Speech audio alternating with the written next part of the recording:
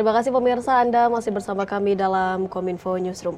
Pemirsa, pandemi COVID-19 di Indonesia membuat kondisi perekonomian melemah dan banyaknya UMKM yang mengalami penurunan jumlah penjualan seperti di bidang fashion dan juga elektronik. Di masa sulit ini, penjualan daring menjadi salah satu alternatif, tetapi sayangnya masih banyak unit UMKM yang belum melek digital, terutama di luar kota besar. Nah, program Gernas Bangga Buatan Indonesia ini dirancang untuk merangkul kementerian atau lembaga serta seluruh lapisan masyarakat untuk turun membantu UMKM kemudian juga industri kecil yang ada. Kampanye Gernas BBI ini dapat berjalan baik apabila masyarakat Indonesia saling bersinergi, memiliki dan juga semangat untuk terlibat dalam mempromosikan karya-karya anak bangsa. Untuk berbicara lebih lengkap mengenai gerakan Bangga Buatan Indonesia, kita akan berbincang hari ini bersama dengan Bapak Hanung Harimba Rahman selaku Deputi Bidang UKM Kemenkop UKM Republik Indonesia. Assalamualaikum Pak Hanung. Waalaikumsalam Mbak Bilkis dan para pemirsa sekalian. Ya, Pak Hanung, mengenai Gernas Bangga Buatan Indonesia, sejauh ini bagaimana realisasi komitmen belanja barang dan jasa yang dilakukan oleh kementerian dan juga lembaga terhadap produk dalam negeri? Secara nasional, potensi pembelian produk dalam negeri cukup besar, di mana pencadangan belanja pemerintah untuk produk dalam negeri tercatat sebesar 561,6 triliun. Yang saat ini realisasinya sebesar 157,2 triliun. Dan pencadangan belanja untuk UMK, usaha mikro, kecil, dan koperasi sebesar 286,6 triliun. Yang saat ini realisasinya sebesar 71,9 triliun. Dari sebanyak 561,6 triliun pencadangan belanja pemerintah untuk produk dalam negeri, sebesar 281 atau sekitar 50,11% itu merupakan pencadangan yang berasal dari kementerian dan lembaga. Sejauh ini kementerian lembaga sangat konsisten terhadap komitmen realisasi belanja barang dan jasa produk dalam negeri dan produk usaha mikro, kecil, dan koperasi. Per 27 Juni 2022, realisasi kementerian dan lembaga terhadap produk dalam negeri mencapai 76,3 triliun atau sebesar 48,5% dari total realisasi belanja PDN. 10 kementerian dan lembaga dengan rencana umum pengadaan produk dalam negeri terbesar dengan total rencana umum pengadaan produk dalam negeri sebesar 246,7 triliun atau 43,9%. 10 kementerian lembaga dengan rencana umum pengadaan PDN terbesar dengan total PDN sebesar 246,7 triliun atau 43,9% dari total rencana umum pengadaan dalam negeri nasional. Diantaranya yang pertama Kementerian Pekerjaan Umum dan Perumahan Rakyat, yaitu sebesar 117 triliun 42. Yang kedua Kementerian Pertahanan sebesar 28,9 triliun. Kemudian yang ketiga Kementerian Perhubungan sebesar 20,7 triliun. Yang keempat belanja terbesar adalah Kementerian Komunikasi dan Informatika sebesar 18,8 triliun. Yang kelima Kementerian Kesehatan sebesar 16 triliun. Keenam Kepolisian Negara Republik Indonesia sebesar 15 triliun. Yang ketujuh Kementerian Pendidikan dan Kebudayaan sebesar 12,5 triliun.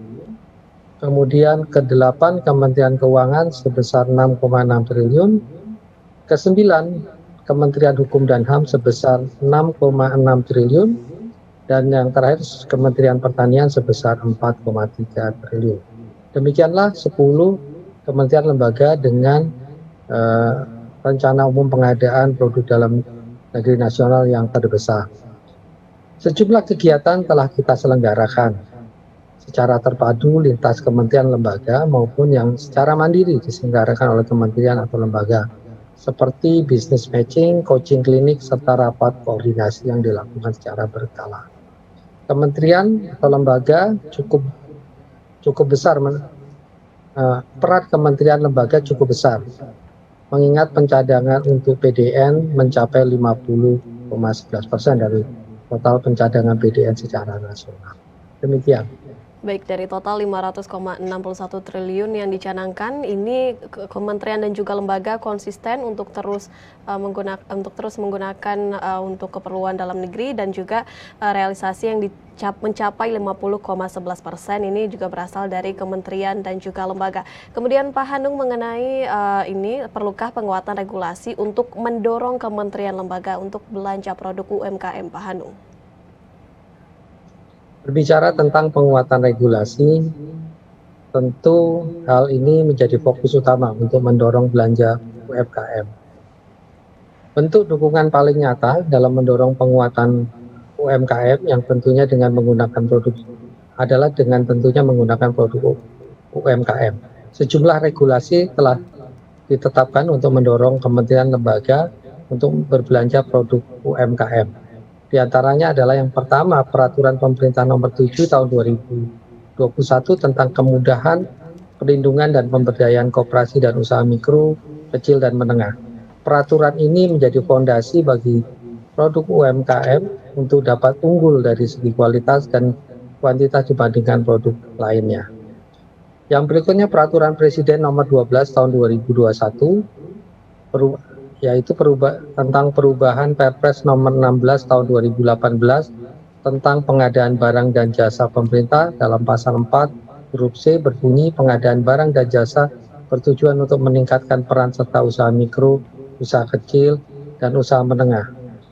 Yang ketiga, Instruksi Presiden atau Inpres Nomor 2 Tahun 2022 tentang percepatan peningkatan penggunaan produk dalam negeri dan produk usaha mikro, usaha kecil, dan koperasi dalam rangka menyukseskan Gerakan Nasional Bangga Buatan Indonesia pada pelaksanaan pengadaan barang dan jasa pemerintah. Keempat, BPKP saat ini telah mendesain sistem pengawasan P3DN guna mengawasi kementerian atau lembaga untuk menggunakan produk dalam negeri dalam aktivitas pengadaan barang dan jasa. Jadi tadi beberapa hal yang sudah dilakukan, baik regulasi maupun juga mekanisme pengawasannya. Selain itu, Kementerian Koperasi dan UKM bersama LKPP juga secara berkala telah melaksanakan rapat monitoring kepada kementerian dan lembaga terkait penggunaan produk UMK dalam pengadaan barang dan jasa. Demikian. Baik, sehingga regulasi untuk mendorong kementerian atau lembaga untuk belanja produk UMKM ini tercantum dalam Undang-Undang Nomor 7 Tahun 2021. Kemudian dari Kemenkop UKM ini mengadakan rapat monitoring juga terkait pengadaan barang dalam negeri. Pak Hanung, mengenai produk yang mendapat pembinaan dari pemerintah atau binaan Kemenkop UKM, proses kurasi dan sertifikasinya butuh berapa lama, Pak? Kita proses kurasinya kini kita persingkat, ya. Jadi kita persingkat prosesnya, secepat mungkin mereka bisa memenuhi persyaratan-persyaratan. Tentunya kita langsung kita usulkan untuk bisa masuk ke dalam LKPP. Jadi kita juga melakukan proses kurasi dan pendampingan yang secara aktif berkala, gitu ya. Beberapa hal yang kita bantu mereka, jadi tergantung kondisinya mereka, jadi kecepatannya ini sangat tergantung pada kondisinya mereka. Nah, intervensi kita juga fasilitasi selain kurasi, bantuan pendampingan kita juga beragam tergantung kondisi mereka. Kita memberikan bantuan antara lain pemberian sertifikasi gitu ya. Untuk yang skala mikro itu kita berikan SPP IRT, kemudian produk halal, kemudian perizinan dari BPOM, merek dagang, dan izin edar. Sementara untuk skala UKM, yaitu kita berikan ISO, HACCP, FSC, herbal, terus kosmetik, organik, dan juga kita bantu packaging, antara lain demikian. Nah, kegiatan kurasi dan sertifikasi bertujuan untuk memastikan bahwa produk yang akan difasilitasi promosi baik pasar dalam negeri dalam dan luar negeri itu sudah memenuhi standar-standar yang dipersyaratkan.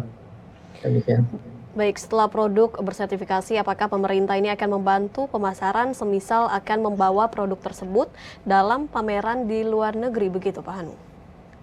Ya, jadi setelah mengalami proses kurasi, sertifikasi produk, kami juga memfasilitasi para pelaku UMKM mengikuti pameran, baik dalam maupun luar negeri.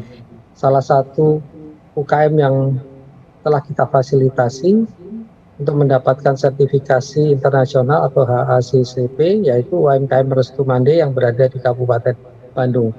UKM ini memproduksi bahan makanan olahan seperti rendang, dendeng, bumbu masakan Padang. Pada tahun 2021, pelaku UKM Restu Mande ikut sertakan dalam pameran Dubai Expo 2020 dengan memperkenalkan produknya di restoran Indonesia di Dubai guna mendukung pagelaran Spice Up the World.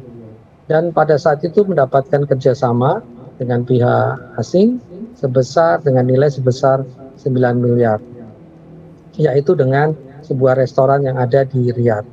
Dan kami berharap pelaku UKM yang telah mendapatkan sertifikasi internasional dapat lebih adaptif, selanjutnya bisa lebih inovatif dan memanfaatkan teknologi dalam menjalankan usaha sehingga dapat bersaing di pasar global.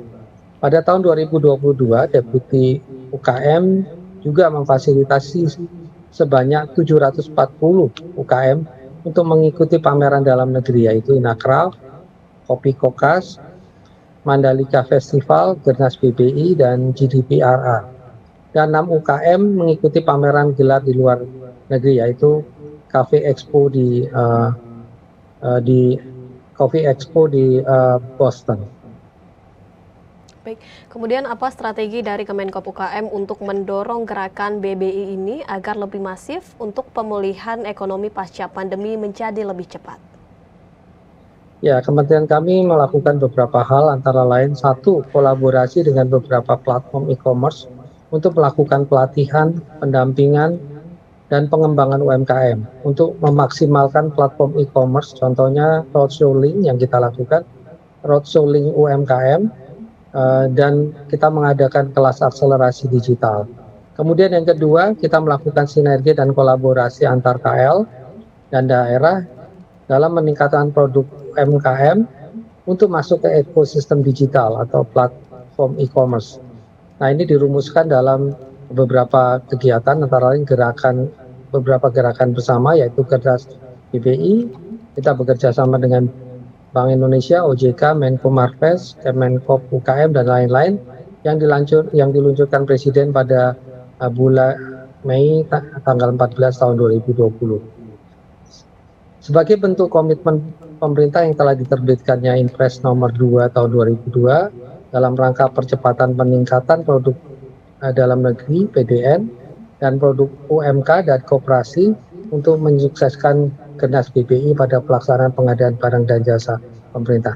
Perpres ini menginstruksikan kepada seluruh kementerian lembaga dan Pemda diantaranya untuk menetapkan dan mengubah kebijakan atau peraturan untuk mempercepat peningkatan PDN dan pemberdayaan UMK dan koperasi.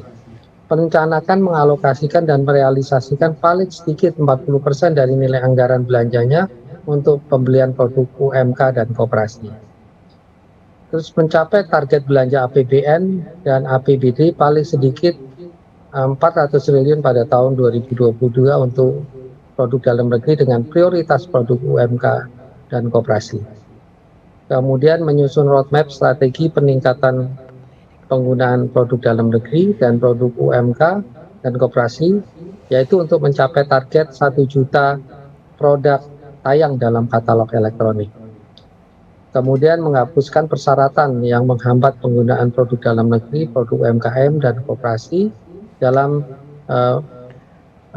belanja barang dan jasa pemerintah. LKPP telah memangkas tahapan di e-katalog bagi produk UMK yang tadinya 8 tahap menjadi 2 tahap untuk e-katalog dan dari 4 tahap ke 1 tahap untuk e-katalog lokal.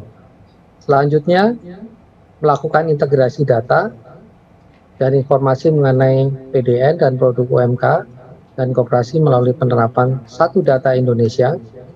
Selanjutnya Kemenkop UKM mengembangkan basis data tunggal yang saat ini sedang dilakukan pendataannya dengan target 14,5 juta UMKM pada tahun 2022.